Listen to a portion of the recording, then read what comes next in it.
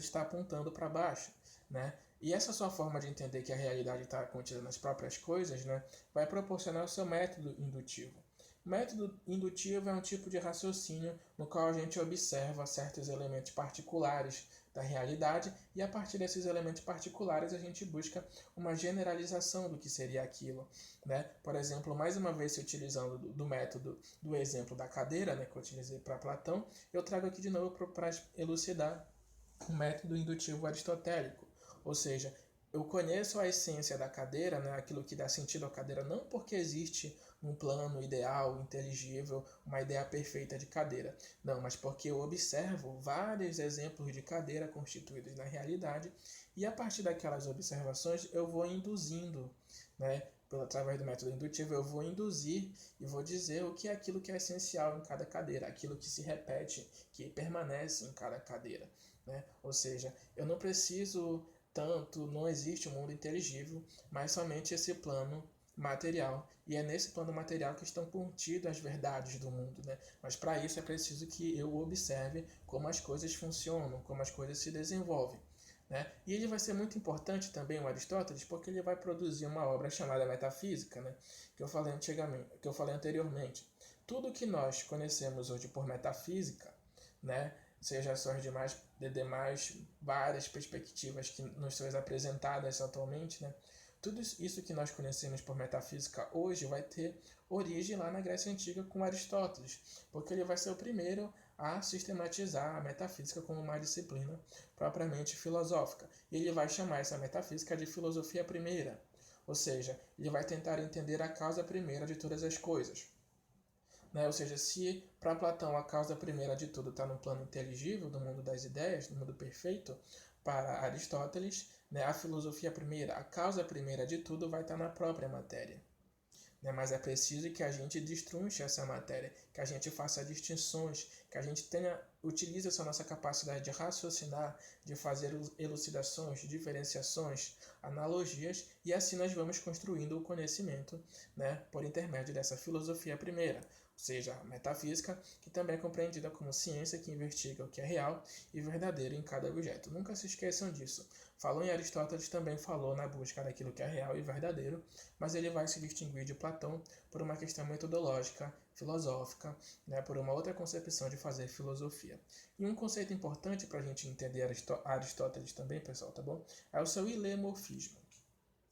Ilemorfismo é a sua teoria para classificar cada objeto, né, em 6 maneiras diferentes. Lembrando que eu falei que era um filósofo, que era bastante sistematizado, buscava organizar tudo, na verdade, e aí por isso ele vai compor esse seu ilemorfismo. Ilemorfismo é composto por ile, né, que é matéria, e morfismo, que vem de forma, né, do grego morfé. Por isso que é ilemorfismo. Né? Ele entendia que tudo é constituído por seis características diferentes. Né? O princípio da matéria, né, que é indeterminado dos seres, né, dos objetos, mas que é determinado pela forma. E também o princípio da forma, que é determinado em si próprio, mas que é determinante em relação à matéria. Forma e matéria estão ali relacionadas diretamente. Nós vamos entender melhor já já, tá bom, essa relação. Mas é preciso que a gente avance e compreenda outras quatro características daquele seu ilemorfismo, que seria o ato. O ato é a manifestação atual do objeto, aquilo que ele já é. Por exemplo, a folha de papel. A folha de papel é aquilo que algo já é. Né? Mas quando eu falo de potência, quando Aristóteles falava de potência, ele falava de possibilidades daquilo que ainda não é. Por exemplo, uma árvore. Uma árvore, ela é uma potência. Ela pode se tornar um papel, né? Ela pode compor ali a madeira, né, para produzir um outro objeto, ou seja, enquanto árvore ela é uma potência e ela possui possibilidades de ser várias coisas futuramente. Né? Agora, quando ela se transforma em papel, ela se torna no ato, ela se torna uma daquelas possibilidades. E a substância é muito importante, que substância é aquilo que a gente entende hoje por conceito. Né? Por conceito, é aquilo que é atributo, é estruturado, é essencial do sujeito. Quando eu pergunto qual é a substância da arte, qual é a essência da arte. Qual é a substância da moral? Qual é a essência da moral? Qual é a substância da justiça? Qual é a essência da justiça? Qual o conceito de... Então, substância tem a ver com conceito, definições, aquilo que está nas próprias estruturas de cada objeto em particular da realidade. Não é verdade? E o acidente seria, podemos entender como um acidente mesmo de percurso, porque não é a essência de um objeto, mas aquilo que por algum infortúnio, alguma circunstância, se tornou uma característica daquele objeto, mas que não necessariamente é a essência daquele objeto. Esses seriam 6 formas de classificar os objetos segundo o seu ilemorfismo.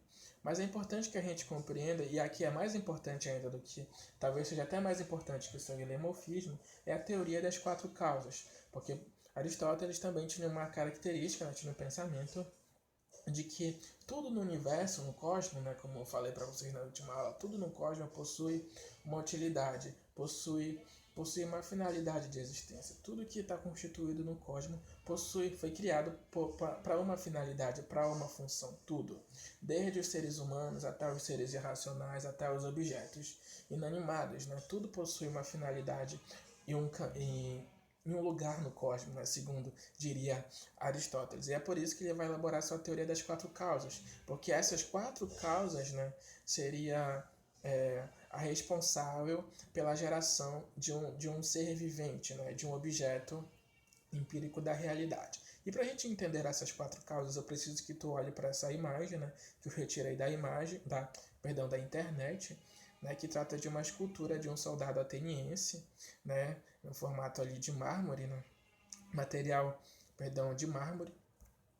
E quando a gente fala das 4 causas de Aristóteles, a teoria das 4 causas, a gente está falando da causa material, da causa formal, da causa eficiente e da causa final. Cada uma dessas causas teria sido responsável por trazer à tona, por tornar existente, seja um ser vivo, seja um ser imaterial e inanimado. Na causa formal, Aristóteles vai dizer que é a matéria de que algo foi feito, ou seja, tudo é criado por uma matéria, por uma causa material. Por exemplo, na escultura lá, como nós vimos anteriormente, ela é feita por mármore. A sua causa material é o mármore. E a causa formal diz exatamente sobre a essência de algo, aquilo que define, que forma algo, ou seja, a estátua de mármore se encontra na forma de um homem, a representação de um homem. E a causa eficiente é aquilo que é aquele agente ou movimento que produziu diretamente determinada coisa.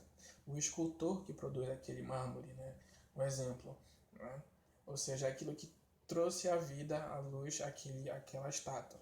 E a causa final é a finalidade para a qual algo foi criado, ou nasceu para ser. Por exemplo, o escultor tinha como finalidade exaltar a figura do soldado ateniense. Então, essas 4 causas seriam fundamento, a causalidade de existência daquela estátua. E esse tipo de raciocínio, pessoal, vocês podem utilizar também para vários outros exemplos. Podem tentar utilizar para outros exemplos materiais, tá bom?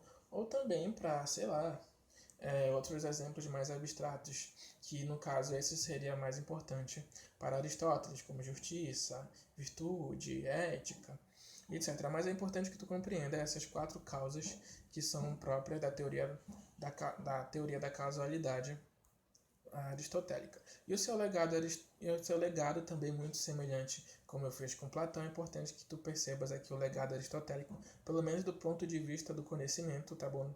Do ponto de vista filosófico, vai ser o seu realismo, ou seja, o verdadeiro e real está nos próprios objetos materiais ao nosso redor. Basta que nós a observamos, tá bom? E vai ser muito importante para a formação de um pensamento organizado, bem estruturado, racional, tá bom? E por muito tempo, essas suas ideias teóricas, elas vão dominar ali a cena teórica e filosófica, científica, tá bom?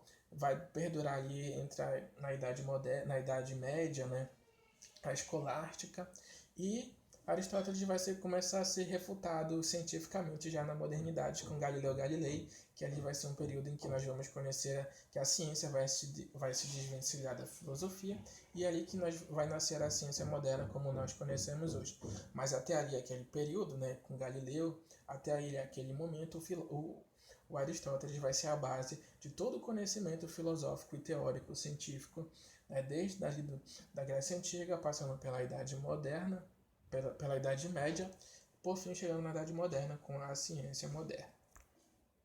E essa questão aqui, essa imagem, eu fiz questão de trazer mais uma vez, porque essa imagem caiu no Enem de 2014 e ela é muito simbólica, muito significativa, que é Platão apontando para cima, que representa a sua teoria das ideias, o seu idealismo, o mundo inteligível, as verdades do mundo inteligível, pelo intermédio do uso do intelecto e da razão, e Aristóteles apontando para baixo, que representa o seu realismo aristotélico, segundo o qual não existe essa dualidade entre mundo inteligível e mundo sensível, mas somente o mundo sensível, e é preciso que nós observemos, né, esse mundo material, né, mas lógico, utilizando a nossa racionalidade, a nossa capacidade de fazer distinções, analogias, né, definições e etc.